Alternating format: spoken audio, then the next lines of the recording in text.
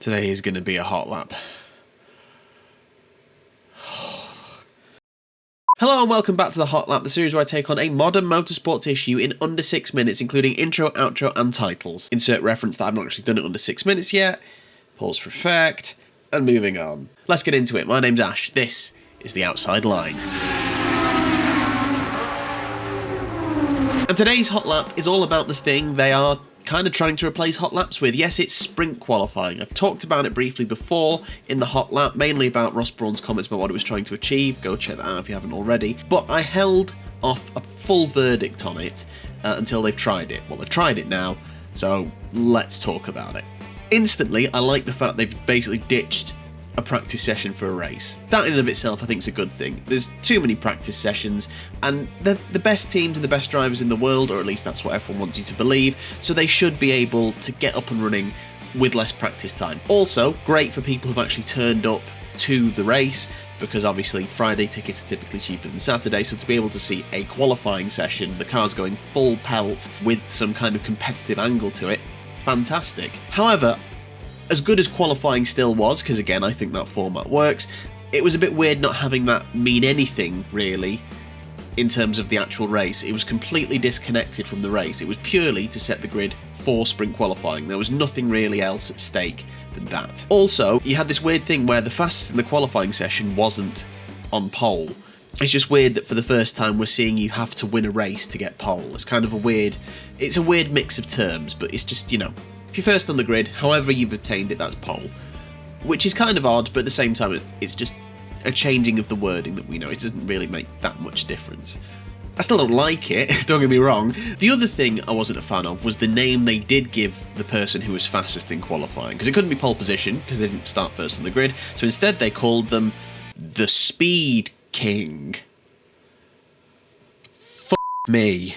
That sounds like the sort of name where everyone got in a room, thought, it's 5 minutes until lunch, what are we actually going to call it? Speaking? That's great. Get the sarnies in. Utter shit. That is such an Americanized title for me, like so overblown, like, it's the Speed King, sponsored by Heineken, who's won the Friday qualify. Awful name. Also, it's not very forward thinking. I know there are no female drivers in and around F1 at the minute, but Speed King.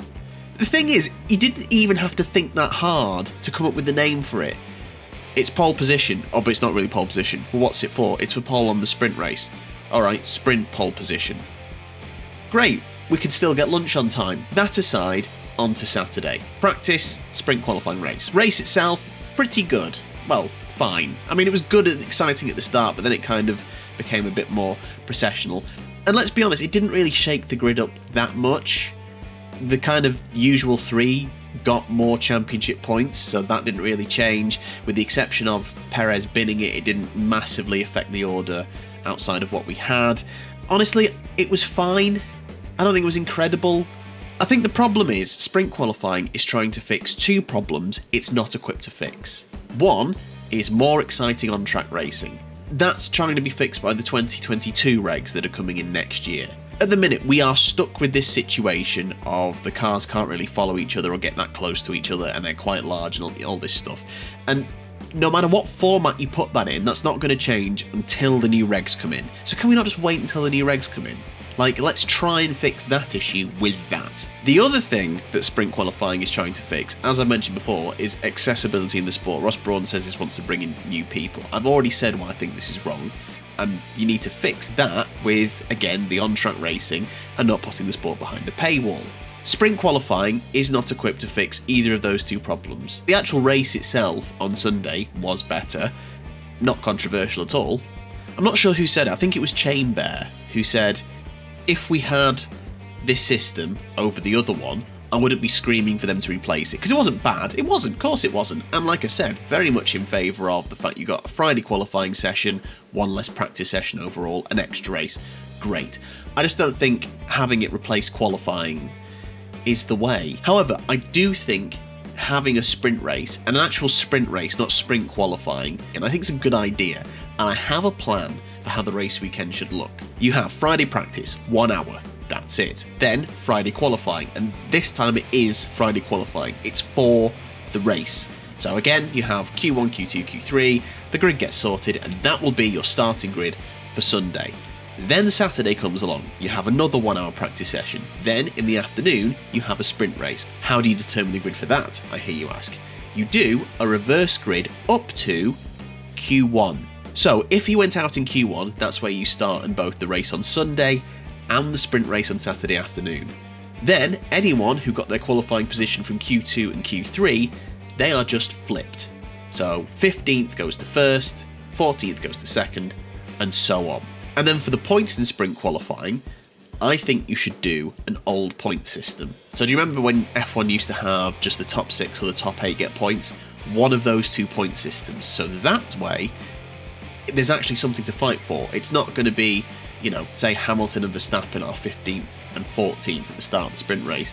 For them to make up 5 places and, you know, get into the top 10, not going to be like that much of a big deal. But if they have to get into the top 6 or the top 8 for points, there's a bit of a risk reward there. But at the same time, it's also a case of it's not going to be just easy for them to just grab simple points. Also, it's the sort of thing that you wouldn't need to do at every race weekend. Because Ross Brawn made another weird comment. He said he hopes sprint qualifying will be like the Grand Slams. Like winning a sprint qualifying session would be like winning a Grand Slam. It's like, you're trying to give it prestige, but you only get 3 points and you get pole. It's not that great. Ross Brawn was a brilliant strategist in F1, but he's made some weird comments since he's got his F1 role.